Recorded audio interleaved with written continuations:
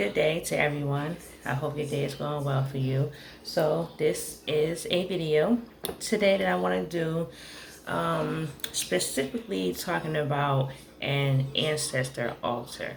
We do know that there are many different altars that you can have, but today I am going to be talking about ancestor altars in particular. Certain things to expect, certain do's and don'ts, little tips here and there to help somebody out. Okay, so I'm gonna start with the basic do's. All right, so I had to write some things down because there's some things that I may forget and I don't want to forget. And even though I wrote things down, I'll probably still forget some things, but that's what I have an email for. Okay, so I'm gonna start off with the basic things that you need for a successful working altar. All right, you need 4 elements. You need something from each element. You need something from air, which would be an incense. It could be a cone. It could be an incense stick. Any type of incense that will represent the air element. You will need a glass of water. Water element. The water is the conduit from the spiritual plane to the physical plane. Okay? You also need something from the fire element, which is the candle. The flame from the candle is the guiding light to you, the guiding light to the altar where the spirits know where to go. Okay? Also, the earth element. You need something alive, right? A plant, a fresh live plant. That'll help you out. If you don't have a plant, I suggest a crystal. Crystals come from the ground. It's the earth element. So you could use whatever kind of crystal you may want to, but I suggest a clear quartz or a amethyst crystal. Those should work out pretty good for you. Okay. Also, the base of your table, I suggest wood. Wood is a natural living element. The more natural things you have on your altar, the better. You know, the seriousness of transferring energy from spiritual plane to the earthly plane is very important. Natural things is the best way to go. Okay, so the most important thing, I would say, to put on your altar or to have for your altar is yourself. You have to bring your true intentions, your true feelings, your true self to the altar. Don't go to your altar playing games. Don't go to your altar on some BS, okay? Just don't do it. All right? And also a picture or a item of the ancestor or ancestors that you are trying to communicate with. Okay? Yeah, a lot of us won't have a picture. So if we have something else of theirs or maybe even something they liked, then you can put it up on the altar. Okay? So, when it comes to the do's, okay, this is just my opinion. This is just what I practice. Always have clean water. The water needs to be clean, okay? You don't want to swim in a pool with dirty water, do you? I don't think your ancestors want to come and greet you and try to move around and try to do stuff and they got dirty water in the way. That's not going to work. Fresh food. Fresh food that came from you, that you prepared, food that you would eat, right? Real plants, no plastic plants, no cloth, nothing like that. Real, live, fresh plants. That is a do, okay? Also, when you use candles on your altar, specifically for your ancestor altar, white candles are the ones to use. Always use white. Okay. What else? Something very important.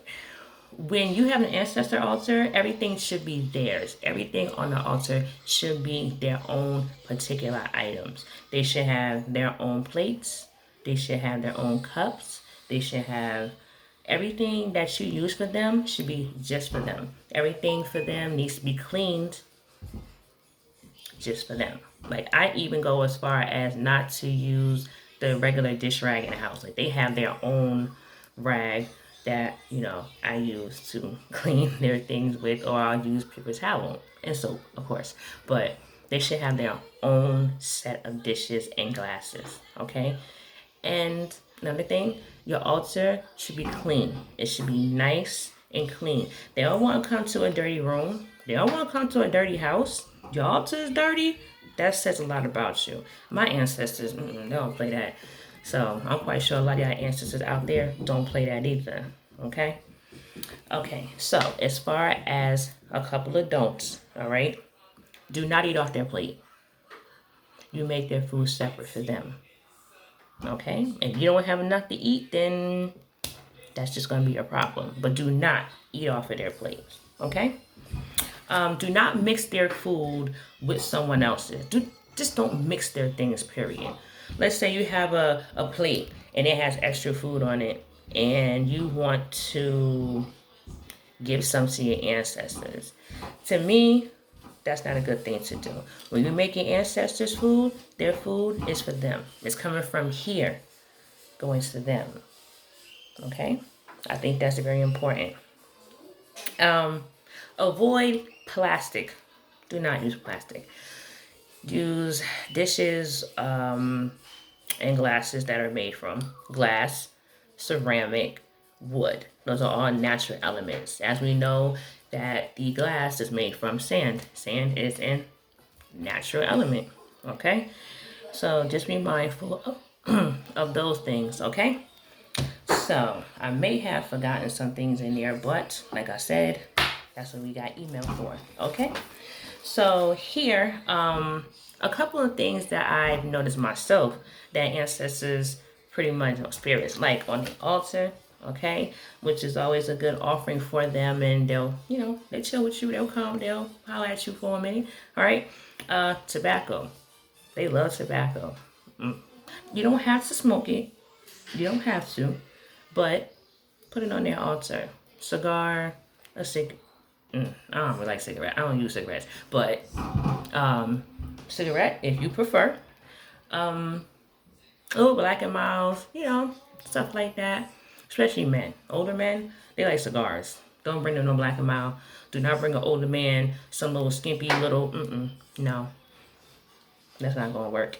But tobacco, okay. Even if you get the tobacco in a little bag or whatever, just put it like in a little dish or something and put it on your altar. That'll work. Lots of tobacco. They love tobacco. Okay. Coffee. They love coffee. Now you could make the coffee and give it to them black, or you could have the coffee grounds and you could, put in a little dish for them and have it on their altar. As long as it's coffee, it's okay for them, right? Also, alcohol. They love alcohol. I know that a particular Jamaican rum that is very good to use to put on your altar is called Ray and Nephew. It's the label is green and yellow, and it's spelled WREY, and nephew. WREY and nephew. Okay? That's very good to use. Also, they like rice. A little bowl of rice is good. And they like corn. Corn is very good. I will go into detail about corn, but I'm telling you, corn on the cob, specifically still inside of the husk. Okay, if you want to know more about that, you can email me. We'll talk about that. But that's that. Okay, there's something that you need to look at, and maybe you might realize when you are observing your altar, okay? And I don't want you to be alarmed if a couple of things, were to happen that seem a little strange to you, okay? So for instance, let's say you put some food out, and let's say it looks old within a couple of hours or even the next day. The energy from that food is being consumed. They got the food. They're getting the energy from it. Everything here is an energy exchange, okay? So, with that being said, they will come and they will consume that food. You might even have some food missing off of your plate. I'm just saying. Okay. Also, if you have a particular drink that you give them, and you know you put a specific amount into that drink, and you come back in a short amount of time, and like half of it is gone, either a significant amount of it is gone, they like the drink and they're using that energy. They love it. They like it. My mama did that to me one time. I thought I was tripping, but no, she liked the little drink that I gave her. So, another thing is, you may find out that some of your ancestors do not like the same things they did when they were here. Okay. For instance, my mother used to drink Pepsi all the time. Pepsi, Pepsi, Pepsi, Pepsi, Pepsi. So I said, hey, I'm gonna put some Pepsi on the altar. We're gonna get this thing popping. She did not like Pepsi. How I felt when I put Pepsi on that altar, you know how silly felt when Suge Avery threw that food out the room across the hall? That's how I felt. She let me know that she did not like Pepsi. Well, I'm glad that she knows that Pepsi's not good for her now. But yes, Pepsi, she did not like it. So don't be surprised if they don't like something that you put on the altar. And another thing, they will let you know. They know which ways to contact you and how to let you know what they like and what they don't like. Okay? Some of them are very out there. Some of them are very subtle with their messages. However your ancestors deal with you, that's how they deal with you.